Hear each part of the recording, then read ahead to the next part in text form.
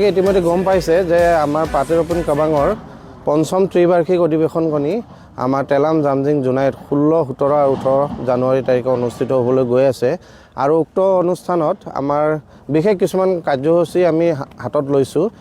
বিশেষকৈ আমাৰ 16 তাৰিখে আমি এটা কাৰ্যসূচী লৈছোঁ।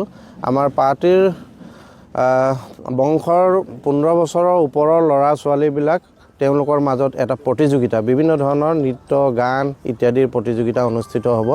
আৰু দ্বিতীয় দিনা আমি এটা বিশেষ কাৰ্যসূচী এটা লৈছোঁ।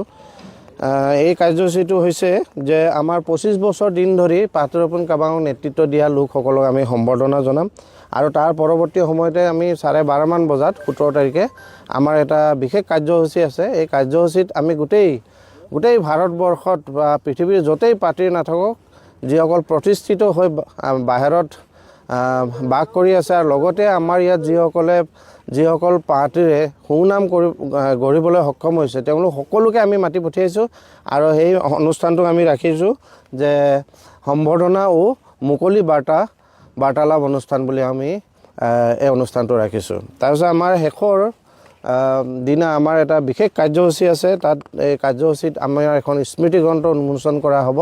এই স্মৃতি গ্ৰন্থখনৰ নাম আমি যৌতিৰ বুলি ৰাখিছোঁ। যৌতিৰটো হ'ল আমাৰ গুমুন আৰু এই যৌতিৰটো আমাৰ প্ৰকাশ কৰি দিছে এডভোকেট নিকুঞ্জ পাটিল ডাঙৰীয়াই। আৰু তাৰপিছতে আমি এইবাৰ অপূন আবু উপাধি প্ৰদান কৰিম আমাৰ বিশিষ্ট অধিবক্তা সোনাধৰ পাটিদেৱক আৰু লগতে আমাৰ বিশিষ্ট চিকিৎসক আমাৰ ডক্টৰ মতিলাল পাটিদেৱক আমি মৌলুং আও উপাধি আমি প্ৰদান কৰিম। আৰু লগতে আমাৰ ৰজনীকান্ত পাটিৰ মেৰিট স্কলাৰশ্বিপটো এই অনুষ্ঠানতে আমাৰ প্ৰদান কৰাৰ ব্যৱস্থা কৰা হৈছে। আৰু ৰাতিলৈকে বিশেষ সাংস্কৃতিক সন্ধিয়া আছে। উক্ত সাংস্কৃতিক সন্ধিয়াত আমাৰ বায়, চন্দ্ৰ, ৰূপালী পৰা আৰম্ভ কৰি যিমান মিচিং আৰ্টিষ্ট আছে আমাৰ তেওঁলোক আহিব। গতিকে সকলোৰে আমি সহযোগিতা বিচাৰিছোঁ।